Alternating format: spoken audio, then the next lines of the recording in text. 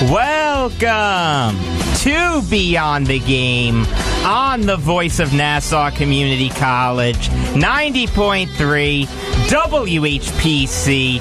I am Jacob Volk. Sitting across from me, Dominic Arbolino and Eric Fischetti. Guys, what's good? Hi, Jacob. How are you? I'm doing good, Eric. I forgot what you looked like. Hi, Dominic. How are you? I'm good. Okay, good. I'm just good. I'm very happy. I'm excited for tonight. I'm in full hockey mode now after finally just realizing that there's nothing to do with the Jets right now because it is the offseason, so I'm in hockey mood. You'll find something to do with the Jets. So, Sam Darnold sneezed today. Nick Warrenberger will be here in about 5 minutes. He is stuck in traffic. Number to call if you have something on your mind is 516-572-7440. And we got to start with basketball. The Knicks picked Kevin Knox and Mitchell Robinson. Eric, what are your thoughts on the Knicks' draft? Let me just get into something first before I get into Knox. Normally, before they address the team's pick, they pan over to the actual fans of that respective team.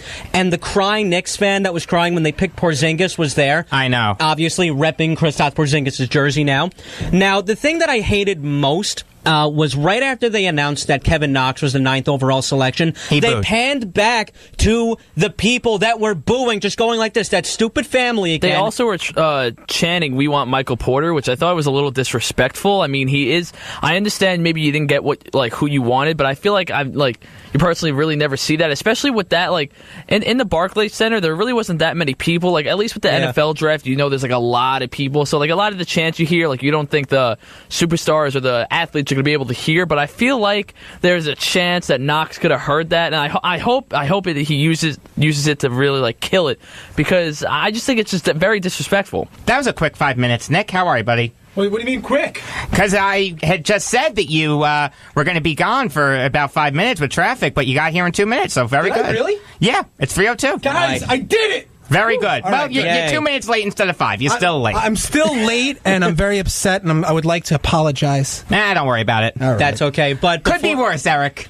Yeah, I know. I know exactly what you're thinking about, and I completely agree. How could it be worse? I'll tell you later. I was going to say, better off there. So, as they announced the Kevin Knox pick, which is what we're talking about next, they panned over to that stupid family that was booing, and they didn't show him celebrating with his family. That struck a nerve with me personally. But because they want to make Knicks fans look like idiots. That's exactly why ESPN did it. And can I be honest with you? A lot of them are. Yeah. A lot of them are, and they make the Knicks fans look worse than they actually are. You know what it is? I'm going to come to Knicks fans' defense. Yeah, a lot of them are dumb, but they're also jaded. The franchise has been garbage since the turn of the century, so I can't blame them for being jaded that the Knicks made the wrong move. They want a win-now team for the past, 18 years, 19 years almost? Yeah. So, just going back to the Kevin Knox pick, I'm not going to lie. I wanted Porter because he slipped so far originally. I did want Porter at that time because I did not think he was going to slip that far. Now, I did say that I was going to be mad if they didn't pick Porter, but I would get over it if they picked someone good. And I'm telling you right now... Yeah, that's a great way of covering your tracks, by the way. I like how you did that. No, but I got over it pretty quick because, I'm going to be honest, I didn't see a lot of Kevin Knox, but he is coming out of a great system in Kentucky under head coach John Calipari. And according to Fizdale, he's a matchup nightmare. He's not that big, but he's not that small either. He can bring the big men out to the perimeter, and he can post up the smaller guys. He's Aaron Gordon.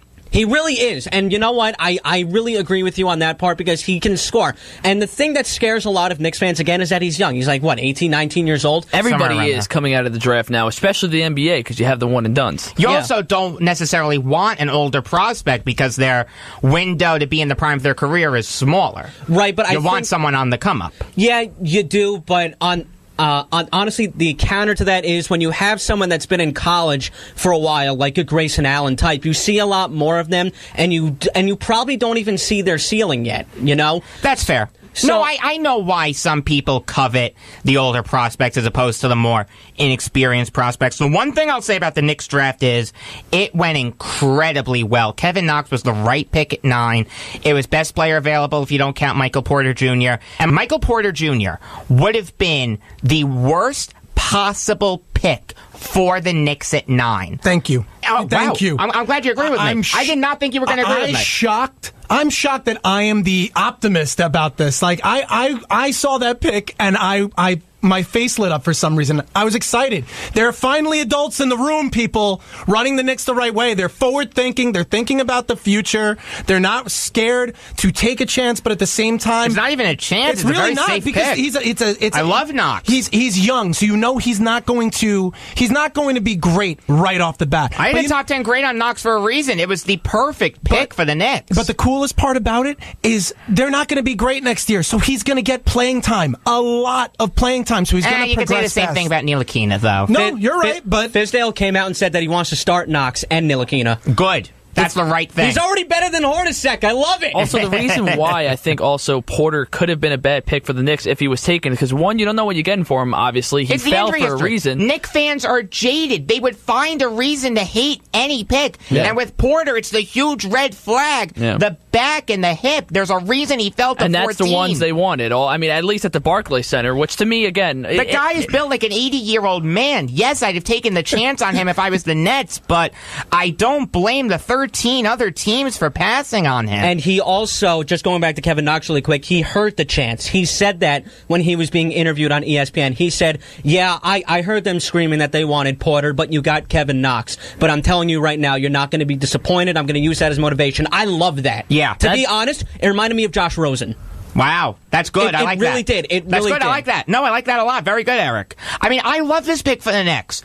I thought the Knicks had an incredible draft, much better than the Nets' draft. We'll get into it after we're done talking about the Knicks. But to the Knicks fans out there that wanted Porter, guys, it's the Knicks. You'd find a way to mess it up. And when you have Porzingis hurt, Hardaway was injured last year, you can't take a chance on someone like that. Knox was the correct pick at 9. I'd have done nothing differently if I was Scott Perry. Now, what do you think of the Mitchell Robinson pick? Now, that one was interesting to me because apparently this guy is the mystery pick who didn't really play a lot at college either, and he kind of like gave up on basketball for a little bit because when he transferred, he was not eligible to play, but yet he got jerked around by the NCAA a lot. He did, but apparently, according to these people on ESPN that are going over the picks today, they're calling him an elite shot blocker. He is. He's Tyson Chandler.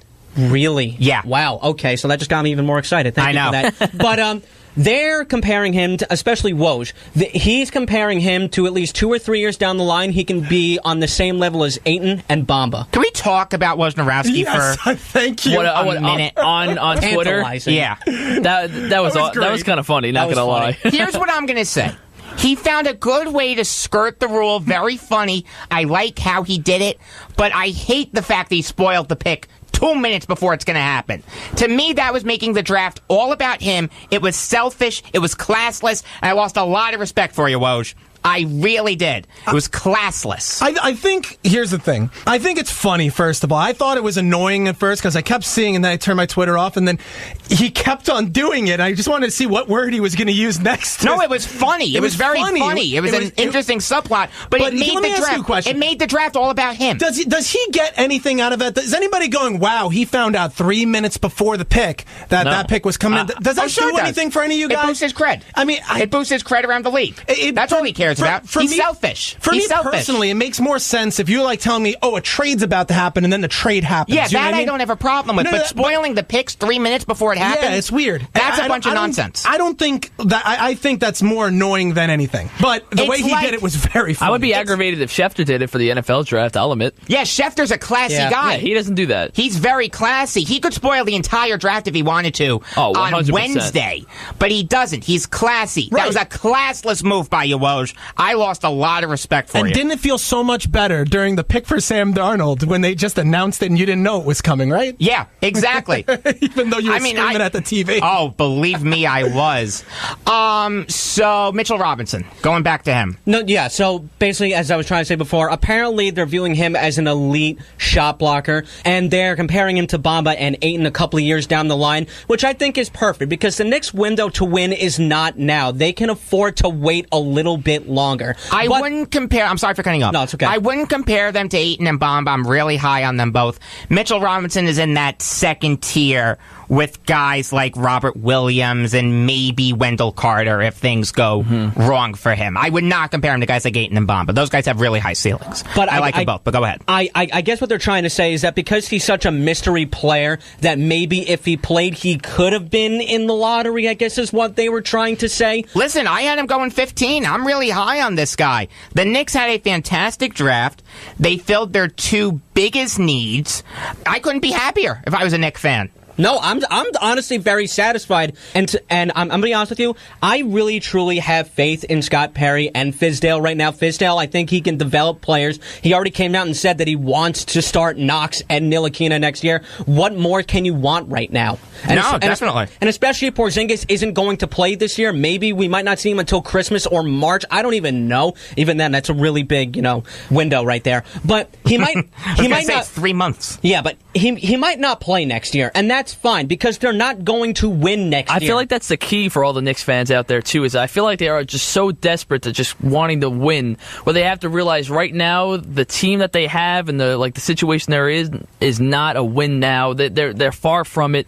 They have to accept that this team is just they got to figure out what pieces they have, especially this year, because you bring in an actual head coach, an actual GM. You have that fix right now. There are adults in the room. Now you just have to. It's going to be a process that's going to take very long. And Trust a great the process. Great point bringing up Kristaps Porzingis not playing this year, because that's going to make them obviously a little less content. Just a little? Yeah, a little less of contenders than they already were. But think about it. It's very important, and like we just said, adults in the room, why they didn't make a trade, probably giving away a first-rounder next year, because they know they have another lottery pick, probably a high lottery pick next year. Because they're smart. Because they think... They thought this through. Look, I don't think they're going to be worse, but I don't think they're going to be better. Does that make sense? Like, I think they're going to be the same team next year, just maybe a little bit worse in terms of not having Porzingis on the floor. I see what you're saying. I can see that. I understand what you mean. And especially if LeBron James goes out of the East, I still don't think they can be a playoff team. They're not a playoff team. I don't care what happens. Definitely Knicks aren't not. making the playoffs. No, definitely not. So switching gears to the team that actually hosted the draft. Do you guys mind if I say what I think of the Nets' draft? Take it away. Yeah, of course. Okay.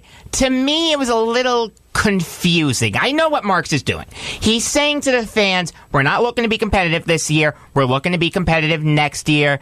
The Dwight Howard trade was bizarre when they wanted to buy him out. I loved the trade when it happened. Big hole at backup center, but Howard didn't want to come off the bench for a losing team, so he's going to be bought out. I like Zan and Musa a lot. I had him going 20th for a reason. The guy's just built like a pencil. That's his thing. He's got to fill out a lot. He's Joe Ingles without a shot. That's Zan and Musa, because Musa only shot like 31% from beyond the arc. And the way the Nets play, you got to be better than that. Jacob, I want to bring up something real quick. You said that he was built like a pencil, and I honestly, this is like means something, because I feel like with the NBA draft now, I feel like aren't all these guys like kind of skinny to you now in terms of the NBA? I feel like all these prospects now, I mean, I feel like they're all like not muscular anymore. Like they're all just tall and lanky and skinny. I wouldn't go that far. I personally see that a lot. A lot of them are, I'll give you that, but not all of them. Not all of them. All right, that maybe. All right, guys not like all Ayton, Doncic, and Bamba are beasts. But a guy like look at Bamba though. Bamba is very tall, but he's skinny. He's really not that like big. He's muscular though. He is a strong guy. Yeah. He just hides it really well. I don't know. I just feel like everyone's so skinny now in terms of. I mean, I know you're not supposed to be like huge for the NBA.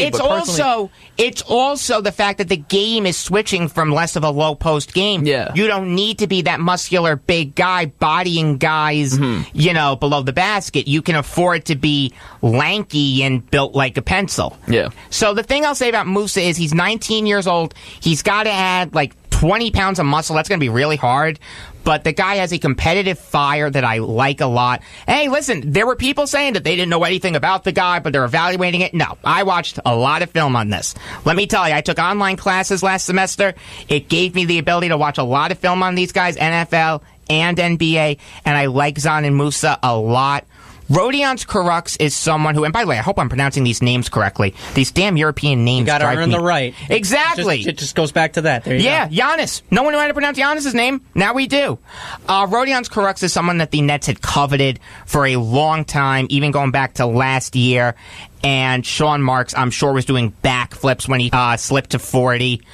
But it was confusing in the sense that Marks took 2 small forwards. He double dipped at a position, which I hate. Really can't stand when teams do that, like the Clippers. Clippers had a horrible draft.